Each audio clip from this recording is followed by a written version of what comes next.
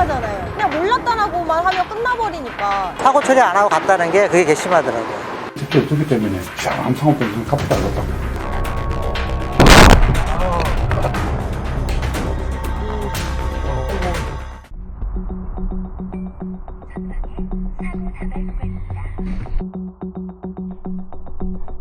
처음에는 화물차 운전자가 중앙선을 넘어서 사고를 냈기 때문에 가해 운전자인 줄 알았습니다. 2차로에서 1차로로 진로 변경하는 승용차를 발견하게 됐습니다.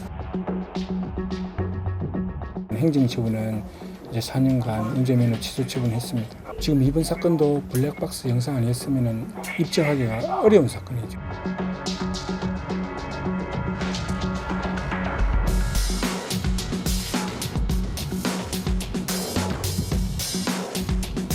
다른 분이 신고하고 도와주시고 가해자 그분이 너무 당당하게 눈길 한 번 안 주고 미안한 표정도 없고 미안하다는 말도 없고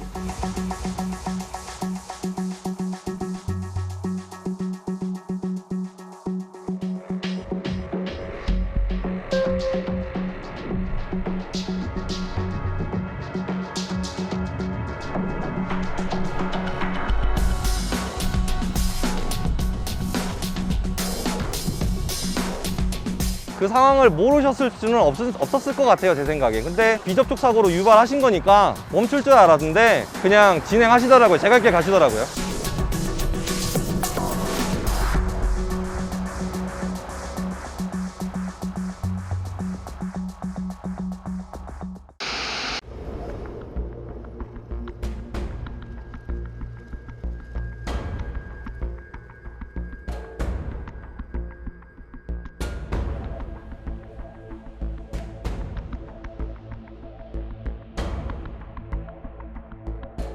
봉고차에 계신 분들이 한 두세 분 내리셨더라고요. 돈이 될 길이만 이렇게 얘기를 왔다가 몇 마디 나누시더만 직접적인 연관이 없다고 그렇게 판단을 하셨는가 봐요. 그 현장을 왔다가 이탈을 하신 거죠, 분들은.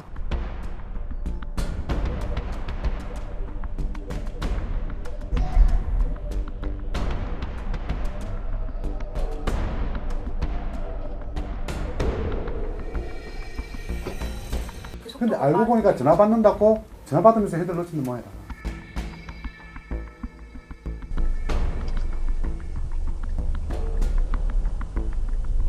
직접 두기 때문에 아무 상관없던 소리 갚았다 그러더라고. 2차로로 들어간 사실도 없고 자기하고 충격도 없었고 관련이 없는 사고였다, 이런 이야기를 하고 있죠. 특정 범죄 가중처벌 등에 관한 법률 위반 도주차량죄로 지금 조사 중에 있습니다. 비접촉 교통사고를 낸 다음에 본인이 처리하지 않고 도주했는 경우 뺑소니로 처벌받을 수가 있습니다. 사람이 죽은 다음에 도망갔다 그러면 5년 무기징역, 그러니까 살인죄에 해당해요. 아, 그럼 비접촉이나 그냥 네. 뺑소니 똑같다? 네. 형벌도 똑같은가요? 형벌 똑같죠.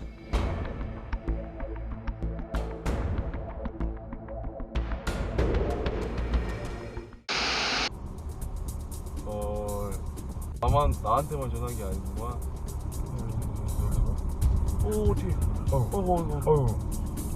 사고 났다. 저 그냥 가? 빨리 가.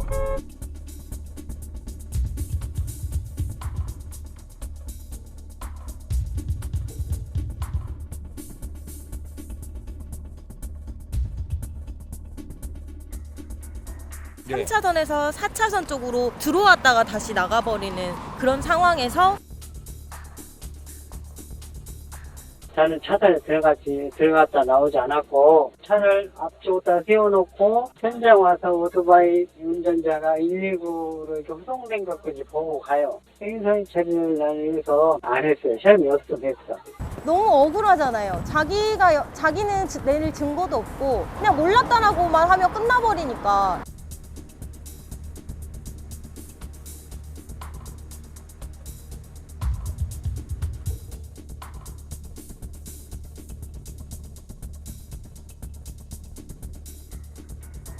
담당 검사님이랑 상의 드리고 의견서 제출하시고 그렇게 해서 이제 재조사식으로 약간 진행이 돼서 주변에 다른 차량들 블랙박스도 있을 것이고 그리고 주변 건물의 CCTV도 확보해야 되고 빨리 바꾸는 게 중요하죠. 그만큼 가해 차량의 차종과 차량 번호는 확인하고 경찰관서에 바로 신고를 하셔야 돼요. 가해 차량 블랙박스가 중요한 것이 충분히 가해 차량 운전자가 사고 발생 사실을 인식할 수 있는 상황이었다는 걸 입증할 만한 굉장히 유력한 자료예요.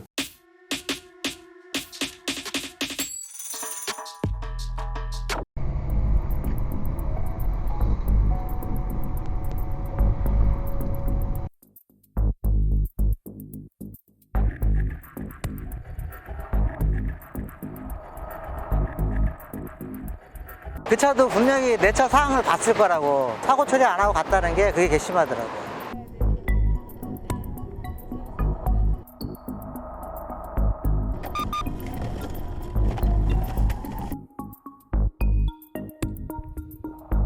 근데 이제 이 차는 그 분기점으로 빠져나가면서 운전석 쪽에서 창문을 내리면서 손을 이렇게 흔들면서 이제 이게 죄송하다는 제스처인지는 모르겠는데 흔들면서 이제 올라가더라고.